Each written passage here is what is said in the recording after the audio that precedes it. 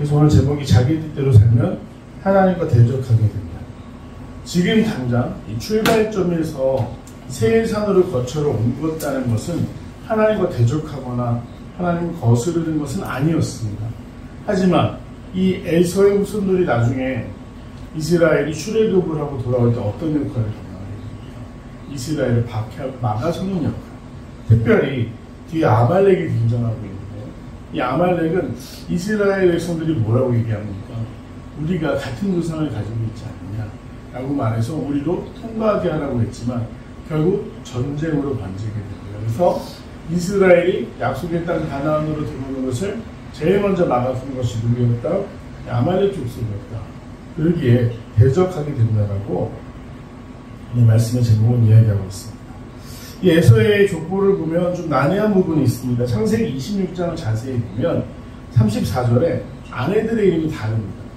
그때 이 에서가 아버지와 어머니의 근심이 되면서 마주했던 그 딸들, 그 해쪽 속의 딸들의 이름을 보면 먼저는 해쪽 속 브엘의 딸 유디트, 그 다음에 해쪽 속 엘론의 딸 바스마, 그리고 이 둘을 며느리로 맞이해서 리브가의 근심이 됐다라고 되어 있죠. 그 다음에 뭐가 등장합니까? 28장을 보면 그래서 에서가 어리석은 선택을 해요. 아, 우리 집안 사람이 아니라서 아버지가 그러신가 보다. 누구를 찾아갑니까? 이스마엘을 찾아가서 이스마엘의 딸 마할렛을 자기의 또 아내로 삼습니다. 그래서 아내가 3명이 있어요.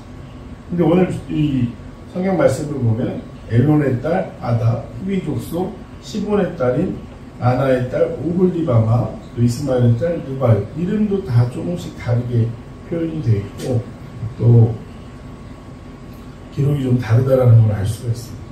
그런데 뭐 중요한 것은 이 이름이 틀렸기 때문에 성경이 틀리다 그런 것은 아닙니다.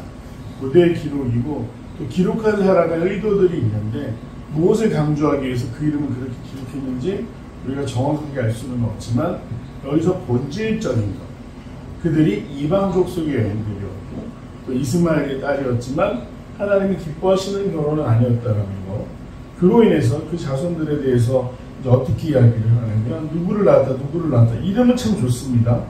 이 아다에게서 엘리바스를 낳았다고 했는데 이 엘리바스, 엘이 들어가죠. 하나님 이름인데 이 뜻이 하나님의 힘이라는 뜻이에요. 또 바스마서 르우엘을 낳았다고 했는데 모세의 장인 이름을 갖죠. 실제로 장인을 낳은 건 아닙니다만 이 이름은 하나님의 친구라는 뜻입니다. 재미있는 것은 오홀리바마가 나왔던 고라는 대몰이라는 뜻을 가지고 있습니다. 이런 이름의 뜻을 이들이 가지고 있었는데 중요한 건 구체적으로 이름을 기록하는 건 이들이 가나안의 조상이 되어 끝끝내 이스라엘을 핍박하는 역할을 감당하게 된다는 것이죠. 그래서 에서가 자기 아내들과 자기 자녀들과 자기 집의 모든 사람과 가축과 짐승을 가지고 어디로 갑니까? 세일산으로 갑니다. 그런데 재미있는 것은 야곱은 고향을 떠나 아람 땅에 있었죠. 고향으로 돌아옵니다.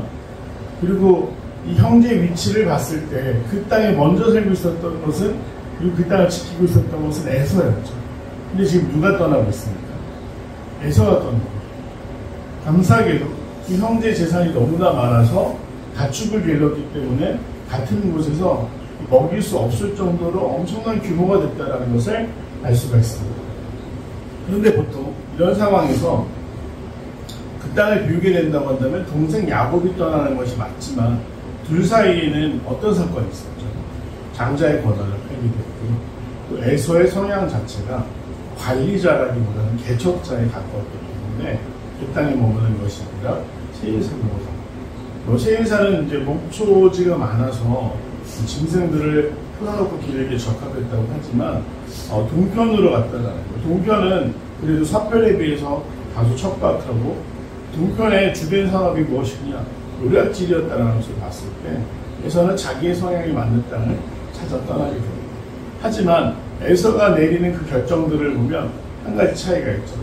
야곱이 거주할 곳을 정할 때, 이삭이 거주할 곳을 정할 때, 아브라함이 거주할 땅을 정할 때 누구와 대화합니까? 하나님과 대화했습니다. 하나님이 헤브론, 나물의 상수리 남방에 정착했던 아브라함에게 뭐라고 말씀하셨죠? 네게부 땅으로 가라고 말씀하셨어요. 훨씬 척박한 곳으로 가라고 말씀하십니다. 하지만 네게브에 이주했을 때 아브라함이 그 주중에 하나님과 천사들을 맞이했고 축복을 통해 또 이삭을 얻게 되죠. 야곱도 마찬가지입니다. 하나님이 형을 두려워하니까 어떻게 말씀하십니까? 베델, 떠났던 곳으로 다시 올라가라 라고 말씀하셨어요. 그래서 하나님이 명령하실 때 그 언약의 백성들은 하나님의 명령에 따라서 이사하고 이동하고 정착하지만 에서는 자기 소견에 옳은 대로 했어요. 성경에 그것이 기록되어 있지는 않지만 자기가 생각할 때 자기에게 익숙한 것, 적합한 것, 그것을 보면서 나아갔다라는 것을 알 수가 있습니다. 그리고 그 결말은 대립으로 하나님의 역사와 하나님의 백성들을 막아선으로 나중에 결국에는 그렇게 대립하게 됩니다. 제목을 자기 뜻대로 살면 하나님과 대적하게 됩니다. 실제로 우리가 어떤 일들을 결정할 때 하나님한테 먼저 묻는 과정이 중요하고 더 중요한 것은 무엇입니까? 묻기만 하면 안 되잖아요. 물은 다음에 내 맘대로 하면 그게 하나님과 대하는 것이 아닙니다. 그냥 나는 내 할 도리 했다 정도로 끝나는 것이죠. 우리가 하나님께 물은 다음에 더 중요한 것은 하나님의 명령을 기다리고, 그러나 에서의 인생에서는 하나님과 대면하거나 하나님과 대하는 것을 찾아볼 수 없습니다. 우리 그래서 내용 관찰이랑 쭉 내용들을 다시 한번 보면서 정리하도록 하겠습니다. 내용 관찰입니다. 1번, 에서는 어느 족속의 여인을 아내로 맞이합니까? 헷 족속과 히위 족속, 그리고 이스마엘 딸이었습니다. 아내가 3명이나 있습니다. 이 헷 족속은 헤브론 땅, 그 이스라엘 가나안 땅의 중앙부를 차지하고 있던 족속이었고요. 히위 족속은 우리가 이 바로 전의 사건에서 자주 등장했던 세겜 땅, 세겜 자체가 좀 추장, 대표적인 의미를 가지고 있어서 하몰의 아들 세겜이 이름이 아니라 그냥 하몰의 아들이었고, 이름 기록되어 있지 않지만 그 땅을 다스리는 나라, 그곳이 히위 족속의 땅이었다라고 알 수 있습니다. 2번, 에서는 가나안 땅을 떠나 어디에 정착합니까? 나중에는 에돔 땅이라고 기록되어 있지만 에서가 에돔이 되는 것이죠. 세일산 근처에 거주하게 됩니다. 그리고 그 목적은 자기가 좋아하는 일을 하기 위해서였어요. 가축 잘 키우고 사냥하고 노략질을 하는 거죠.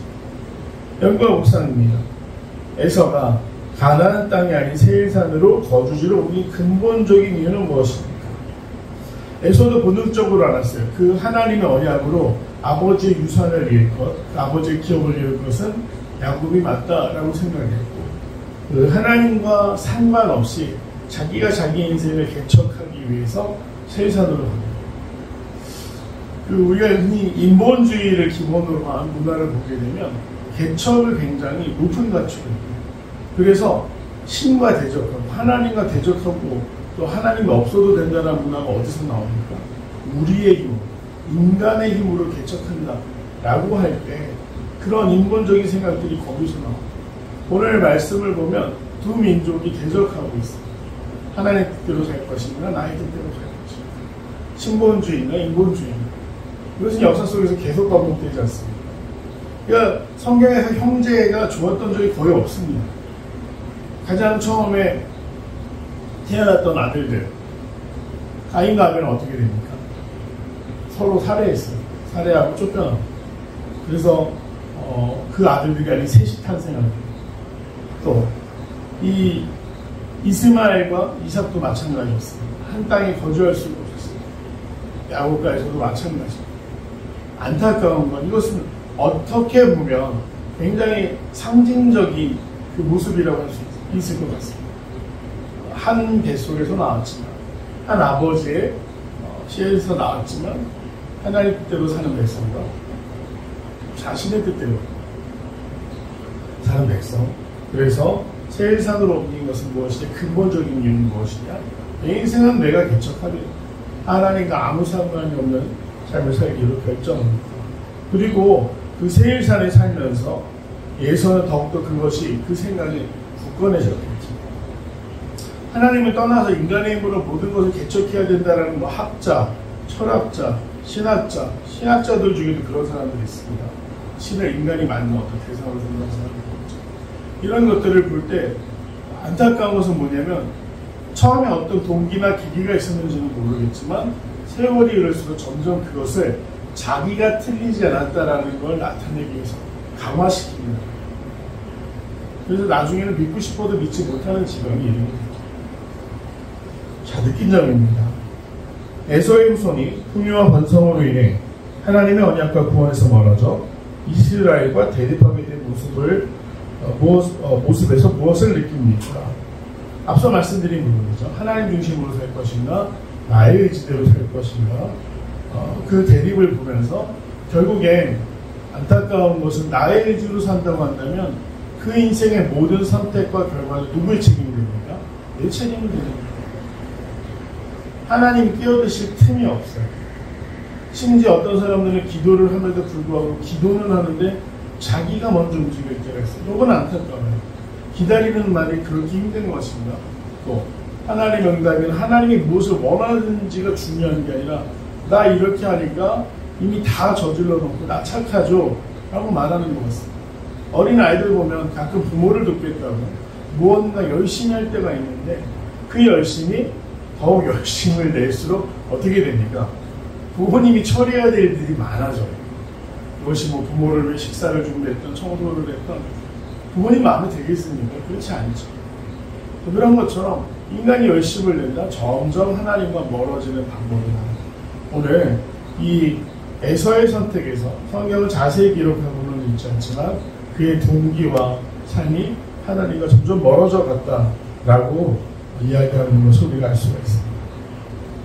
별단과 적용입니다. 하나님의 뜻보다 내 뜻과 판단을 더 중요하게 여겨 순종하지 못한 적은 언제입니까? 내 뜻을 내려놓고 하나님이 기뻐하시는 뜻에 순종하기 위해 무엇을 실천하겠습니까? 정말 어려운 일 같습니다. 가깝게는 가족, 자녀를 양육하는 방법도 또 내가 돈을 벌거나 내 생활을 유지하기 위해서 선택해야 되는 상황들. 저는 제일 힘들었던 부분들이 주일 성수에 대한 부분인데 저는 주일 성수를 어긴 적이 없습니다. 그냥 모태신앙이고 오랫동안 집안 전체가 교회를 다녔기 때문에 주일날 교회를 안 간다, 다른 걸 한다는 건 상상으로 못하고 살았습니다. 근데 제가 그게 처음 깨지게 된 게 군대에 가면서 군대는 자기 마음대로 안 되더라고요. 근무가 있기도 하고 또 청소나 여러 가지 역할들이 주어지기 때문에 주일 성수를 못할 때가 있었습니다. 또 이 철책 안으로 들어가면 마음대로 나와서 예배할 수가 없기 때문에 그때는 믿는 사람들끼리 서로 모여서 예배를 드리는데 누가 열심을 내서 주도하지 않으면 밉상으로 찍혀요. 다 청소하고 있는데 지들만 식당에 모여서 예배를 드린다? 그 손가락질 당합니다. 너무나 마음이 어려웠어요. 예배하는 게 내가 신앙을 지키는 게 이렇게 힘든 일인가. 첫 주에 교회를 못 갔을 때 너무나 마음이 힘들었어요. 근데 무서운 것은 뭐였냐면 군생활이 이제 그 당시 1년 2개월 때문에 반복이 되니까 나중에는 익숙해지더라고요. 점점 형식만 갖추고 처음에는 막 눈물을 흘리면서 식당에 같이 모여서 무슨 신앙의 핍박을 받듯이 기도하던 동료들도 그렇고 저도 그렇고 시간이 지나니까 오늘 예배 드리니까 글쎄다 예 그러면 뭐 저는 끝까지 그 식당에 남아있었던 2명 중에 한 명이라고 한 사람은 신천교회를 다니고 있었고 지금 되게 열심히 하는 집사님이신데 저희가 되게 반가웠어요. 신천교회 같은 노예라서 군대에서 뭐 노래 대회를 아이들 데리고 나간다든지 그럴 때 만날 수 있는 사람이에요. 둘이 끝까지 나왔는데 나중에는 시간이 점점 짧아지는 거예요. 처음에는 모여서 둘밖에 없을 때 찬송가도 하고 성경도 번갈아 가면서 본문 정해서 읽고 같이 묵상하고 나누고 이랬는데 나중에는 오늘 합니까? 가요. 그러면 찬송가도 안 부르고 기도도 안 하고 말씀만 부르고 이런 식으로 점점 간소화되는 거죠. 나중에는 철수하고 나서는 교회를 가면서 다시 어느 정도 회복이 되기는 하는데 참 마음이 어려워지더라고요. 어려워졌던 이유는 내 스스로가 하나님과 멀어지는데 아무것도 느끼지 못하는 상태. 그래서 불가능한 거죠. 하나님에 대해서 간절해야 되는데 그러지 못한 상태. 그래서 형식적인 이 마치 이스라엘처럼 제사의 모습만 나옵니다. 아마 에서는 그렇겠죠. 중요한 일이 있었으면 자녀들의 이름을 그렇게 지은 것으로 보아 하나님께 제사를 드렸을 수 있겠지만 이내 그의 삶은 어떻게 됐을까요? 하나님과 멀어진 인생이 되었을 것이다.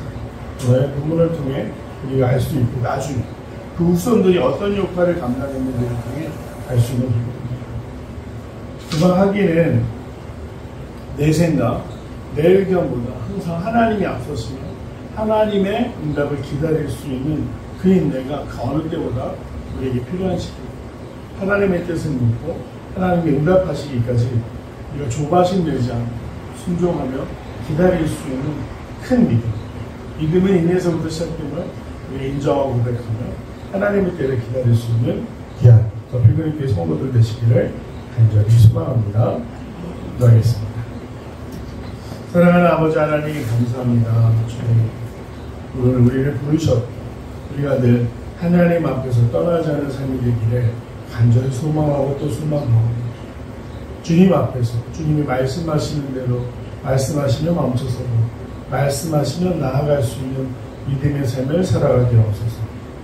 주님, 그 강한 믿음이 우리로 끝나는 것이 아니라 사랑하는 자녀에게 대대의 순서 정말 언약의 백성으로 살아갈 수 있는 은혜를 아버지 믿음의 가문들에게 허락하시사 믿음의 명문가를 이뤄갈 수 있는 귀한 성도들 되게 하여 주시옵소서.